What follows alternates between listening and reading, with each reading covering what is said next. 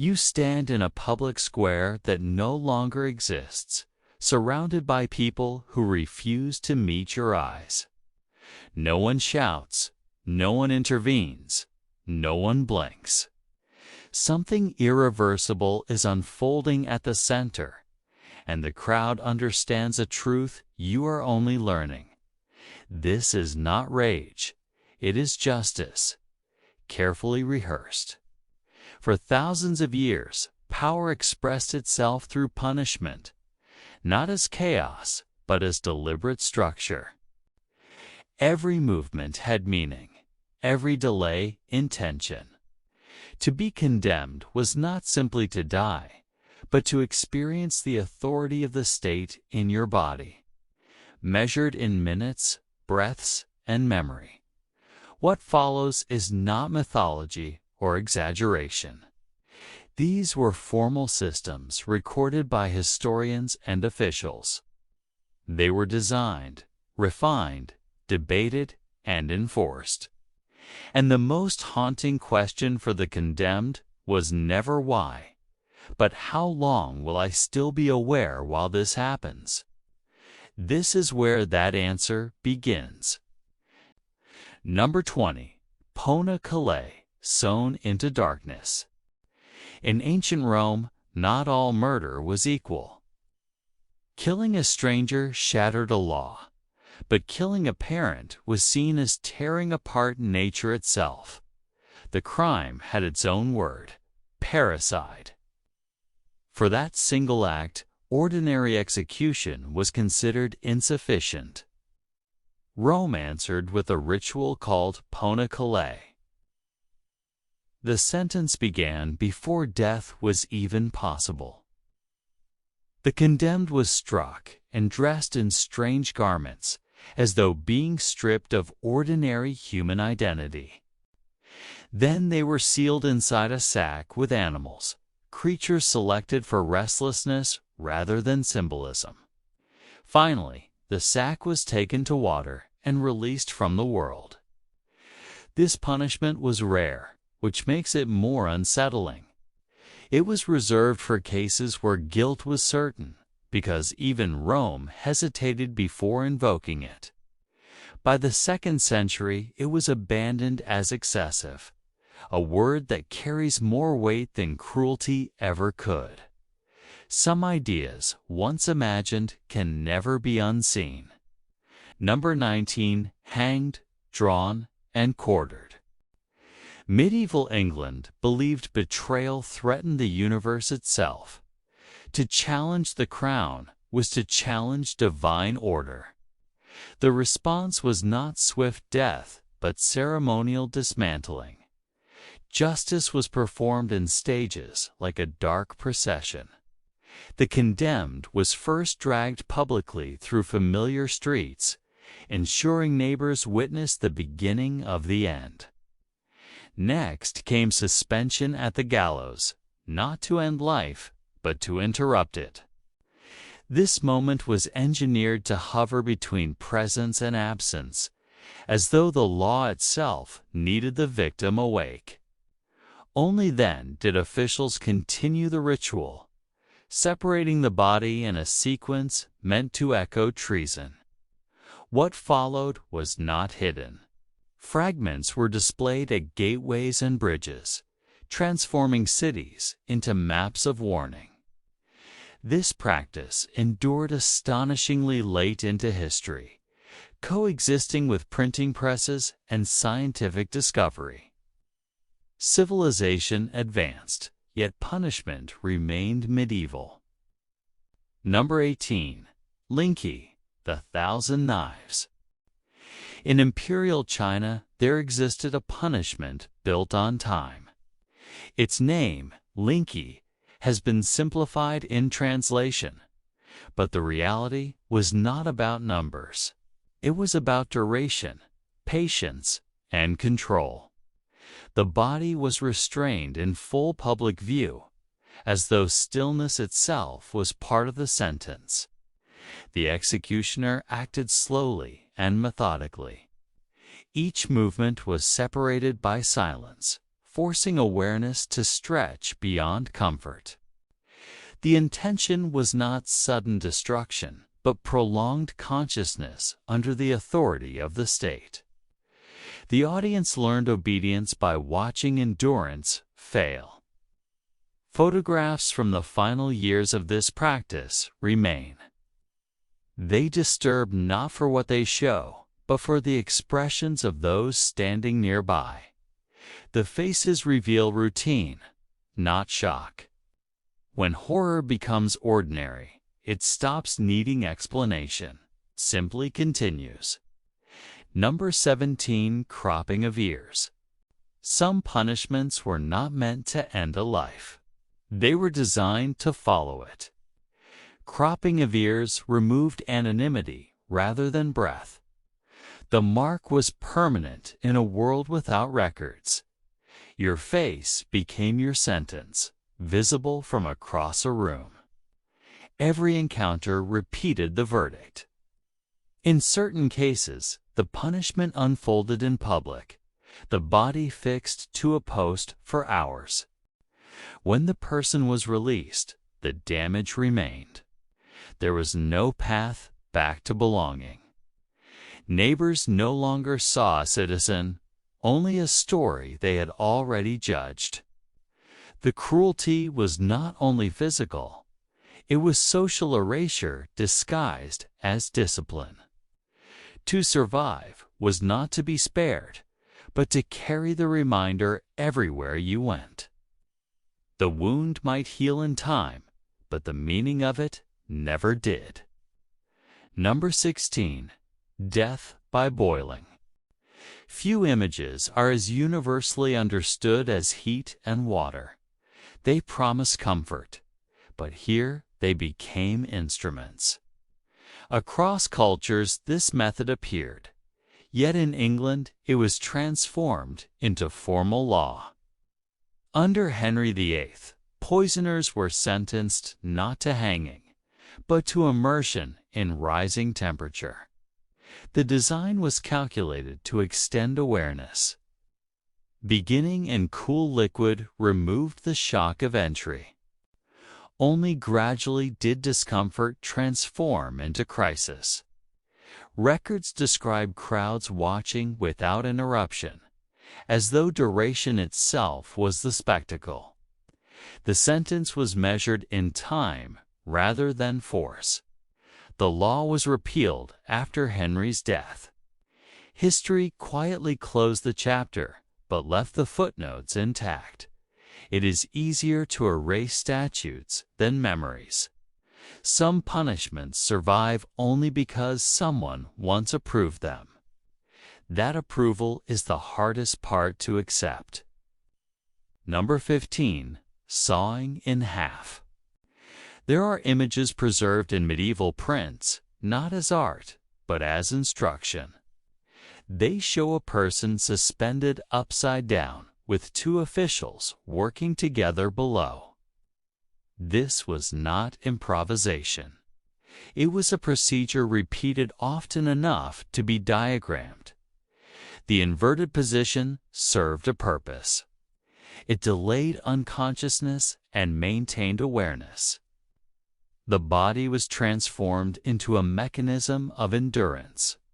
Crowds gathered, hearing the rhythm of tools, treating the act as sanctioned theater. Justice here was not private, was shared. What unsettles historians most is how ordinary it appears in records. Execution by sawing is listed alongside debts and property disputes.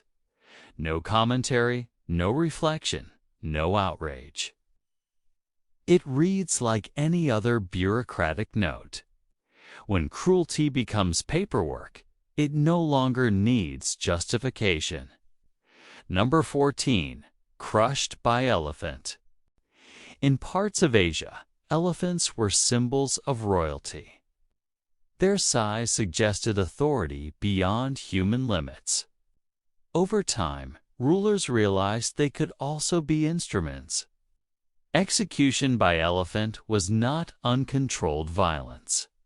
It was training, command, and response.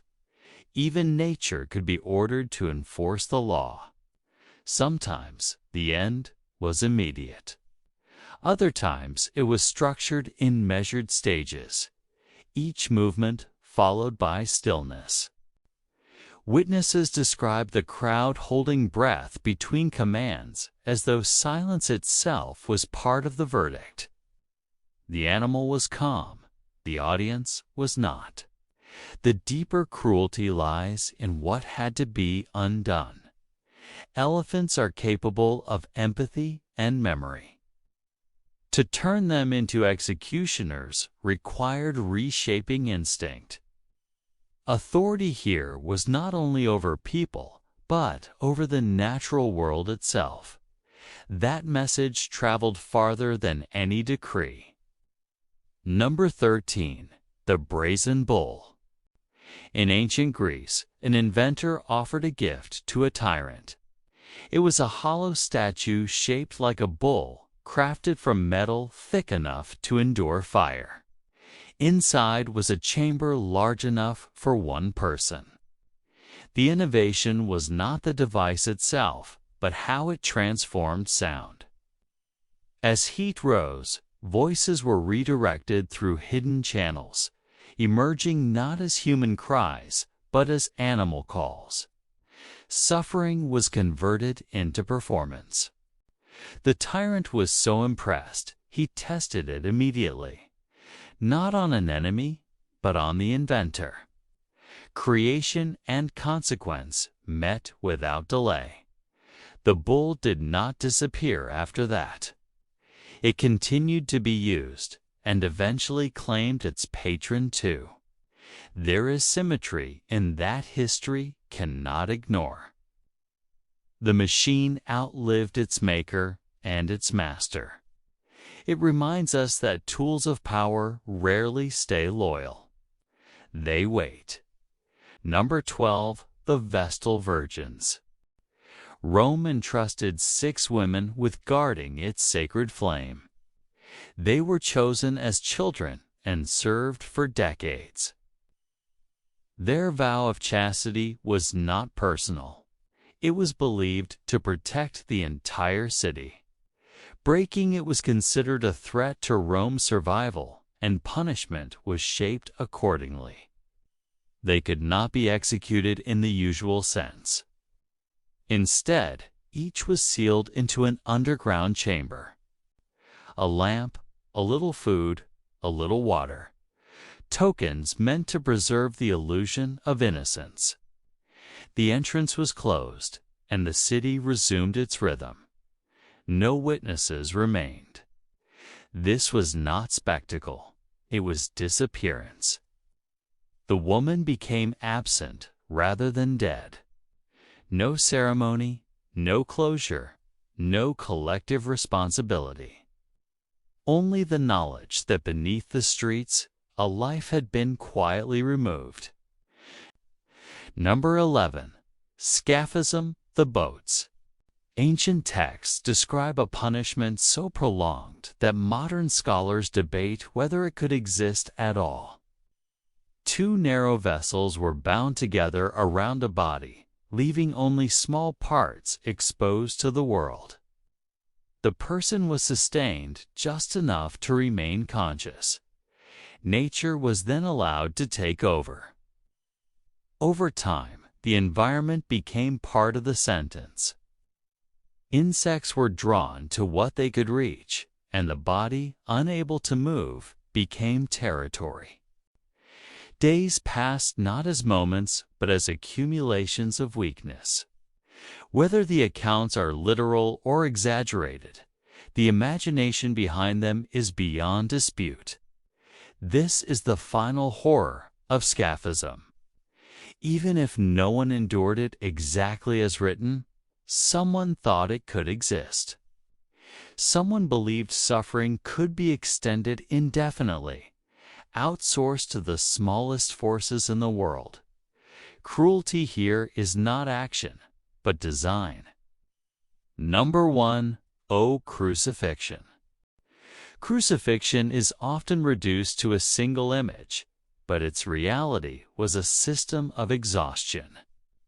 The condemned carried part of the structure themselves, already weakened before arrival. The placement of restraints was calculated, ensuring the body could not rest. Breathing became an active effort rather than reflex. Every inhale required a choice to endure. As fatigue accumulated, the intervals between breaths widened. The body negotiated with itself until it could no longer bargain. Authorities sometimes hastened the end by removing support not as mercy, but efficiency. Roads lined with crosses turned geography into warning. The message was not subtle. Rebellion would not be hidden, and neither would its consequences. Crucifixion was not only a sentence, it was infrastructure. Number 9. Rat torture. This method relied not on tools, but on instinct. A small animal, when trapped and threatened, seeks escape with absolute focus. Humans discovered they could direct that focus. The body was transformed into a boundary rather than a person. Fear replaced force. The cruelty was not that the animal attacked, but that it behaved exactly as nature intended. Survival instinct became an instrument of interrogation. Across centuries and continents, the same logic appeared, proving that innovation is unnecessary when imagination is dark enough. Terror here was intimate rather than dramatic. What remains most disturbing is the indifference of the process. The animal did not hate. It did not judge. It simply tried to live, and in doing so, it revealed a truth about power. The most devastating tools are often the simplest. Number 8. The rack. The rack existed to explore the limits of the human frame, not through rage, but through gradual engineering. A body was fastened at wrists and ankles, and tension was increased one silent turn at a time. Pain was not the objective, confession was. Survival was optional, truth was mandatory. Its cruelty lay in how it lingered after release. Even when the mechanism stopped, the damage did not. Joints no longer aligned with memory. Muscles forgot how to perform ordinary tasks. The rack rarely killed immediately, but it ensured the past could never be outrun. Number 7. Keelhauling. Life aboard a sailing ship demanded brutal discipline. Keelhauling turned the vessel itself into a sentence. The accused was bound, weighted, and lowered from one side, drawn beneath the hull and pulled to daylight again. It was not drowning alone that terrified sailors, but the certainty of being erased by the voyage itself. The punishment reflected the sea's indifference. Salt, wood, and time collaborated without emotion. Survivors carried wounds no port could hide, and many never survived the days that followed. For centuries, navies debated its usefulness, rarely its morality. Number 6. The breaking wheel. This was justice designed as spectacle rather than closure. The condemned was secured to a large turning frame, and the executioner worked in careful sequence. Each strike was placed, not improvised, because the aim was endurance, not efficiency. The body became an exhibit rather than a life. After the final blow, the person was woven into the wheel, reshaped into something that resembled architecture. Placed on display, they marked the boundary of obedience. Some lived through entire cycles of sun and darkness. Crowds came not to mourn, but to verify authority. It was memory that mattered, not mercy. Number 5. Impalement. Impalement was feared not for speed, but inevitability. The method surrendered action to gravity and time. Once positioned, the body became its own executioner, descending according to weight and endurance. Observers described not violence, but waiting, as though death itself were reluctant to arrive. It was used as landscape rather than isolated punishment. Fields became forests of warnings, visible for miles. Armies retreated not from battle, but anticipation. The goal was never a single death, but the silence that followed entire regions. Power was carved into geography. Number 4. The Blood Eagle. The Blood Eagle lives between history and threat. Its story comes from verse rather than record, yet it haunted enemies as if it were law. The ritual was described as transformation, not execution, turning the body into a symbol rather than a corpse. Whether real or imagined, it achieved its purpose. What unsettles historians is its persistence in memory. People feared it enough to write about it for centuries. Legends sometimes shape behavior more than facts. A punishment does not need witnesses to succeed, only belief that it might occur.